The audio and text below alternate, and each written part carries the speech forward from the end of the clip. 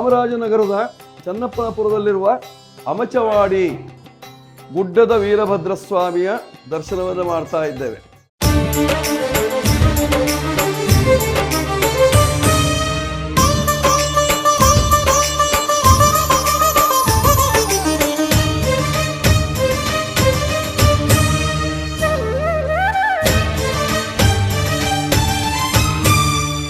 ಚೋಳರು ತಮ್ಮ ಕೈ ಚಳಕದಿಂದ ಅದ್ಭುತವಾದಂತಹ ಶೈಲಿಯಿಂದ ನಿರ್ಮಿಸಿದಂತಹ ವಿಶೇಷವಾದಂತಹ ದೇವಸ್ಥಾನ ಇದು.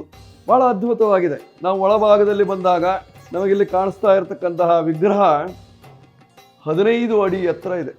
ಪೀಠದಿಂದ ಸೋಮಸೂತ್ರದಿಂದ 15 ಅಡಿ ಎತ್ತರ ಇರತಕ್ಕಂತಹ ಬೃಹದಾಕಾರವಾಗಿರತಕ್ಕಂತಹ ವೀರಭದ್ರ ಸ್ವಾಮಿ. 9 ಅಡಿ ಎತ್ತರ ಇರತಕ್ಕಂತಹ ವಿಶೇಷವಾದಂತಹ 32 ಕೈಗಳಿಂದ ಆವೃತವಾಗಿರತಕ್ಕಂತಹ 32 ಭುಜ, 32 ಕೈಗಳು. ಅದರಲ್ಲಿ 32 ಕೈಗಳಲ್ಲಿ ಆಯುಧಗಳಿದ್ದಾವೆ. ಆ 32 ಕೈಗಳಲ್ಲಿ ಆಯುಧವನ್ನು ಹಿಡಿದು ತನ್ನ ವಿರಾಟ್ ರೂಪವನ್ನು ತೋರಿಸಿರತಕ್ಕಂತಹ ವೀರಭದ್ರ ಸ್ವಾಮಿಯ ದರ್ಶನವನ್ನು ನಾವು ಇವತ್ತು ದಿವಸ ಮಾಡ್ತಾ ಇದ್ದೇವೆ. ಎಷ್ಟು ಅದ್ಭುತ! ನಾವು ಎಷ್ಟೋ ವೀರಭದ್ರ ಸ್ವಾಮಿಯ ದರ್ಶನವನ್ನು ಮಾಡಿದ್ದೇವೆ ಈಗಾಗಲೇ. ಆದರೆ ಇಷ್ಟು ಸುಂದರವಾಗಿರುವಂತಹ ಮೂರ್ತಿ, ಇಷ್ಟು ವೈಭವೋಪೇತವಾಗಿರ್ತಕ್ಕಂತಹ ಮೂರ್ತಿ, ಇಷ್ಟು ವಿಶಾಲವಾಗಿ ಇರತಕ್ಕಂತಹ ಮೂರ್ತಿ, ಇಷ್ಟು ಎತ್ತರವಾಗಿರತಕ್ಕಂತಹ ಮೂರ್ತಿಯ ದರ್ಶನವನ್ನು ಇವತ್ತಿನ ದಿವಸ ಮಾಡ್ತಾ ಇದ್ದೇವೆ. ಕೆಳಭಾಗದಲ್ಲಿ ವಿಶೇಷವಾದಂತಹ ಕೈಯನ್ನು ಇಟ್ಟುಕೊಂಡಿದ್ದಾನೆ. ಕೈಯಲ್ಲಿ ಒಂದು ಖಡ್ಗ ಇದೆ. ಆ ಖಡ್ಗವು ದಕ್ಷ ಪ್ರಜಾಪತಿಯ ತಲೆಯನ್ನು ಭೇದಿಸಿ ಇರತಕ್ಕಂತಹದ್ದನ್ನು ನಾವು ಕಾಣ್ತಾ ಇದ್ದೇವೆ. ರುಂಡಮಾಲೆಯನ್ನು ತನ್ನ ಕೊರಳಿಗೆ ಹಾಕಿಕೊಂಡಿದ್ದಾನೆ. ಮಹಾಭಯಂಕರನಾಗಿರ್ತಕ್ಕಂಥವನು, ಭೀತಿ ಹುಟ್ಟಿಸುವಂತಹ ರೂಪ.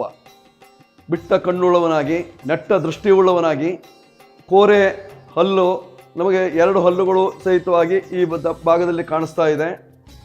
ಜೊತೆಯಲ್ಲಿ ಮೀಸೆಯನ್ನು ಹುರಿ ಮಾಡಿದಂತಹ ಮೀಸೆಯನ್ನು ನೋಡ್ತಾ ಇರತಕ್ಕಂತಹ ವಿಶೇಷವಾದಂತಹ ಕೆತ್ತನೆ. ಧರ್ಮ ರಕ್ಷಣೆಯ ಲೋಕೋದ್ಧಾರಕ ವೀರಭದ್ರ ಸ್ವಾಮಿ ಎದ್ದುವಾ ಎದ್ದುವಾ.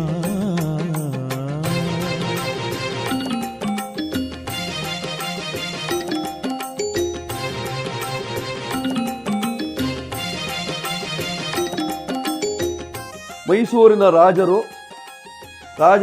ಧರ್ಮಪತ್ನಿಯಾಗಿರ್ತಕ್ಕಂತಹ ಕೆಂಪಲಿಂಗಾಜಮ್ಮಣ್ಣಿಯವರು ಜೀರ್ಣೋದ್ಧಾರವನ್ನು ಮಾಡಿರ್ತಕ್ಕಂತಹ ವಿಶೇಷತೆಯನ್ನು ನಾವು ಕಾಣಲಿಕ್ಕೆ ಸಾಧ್ಯತೆ ಇರತಕ್ಕಂಥದ್ದು.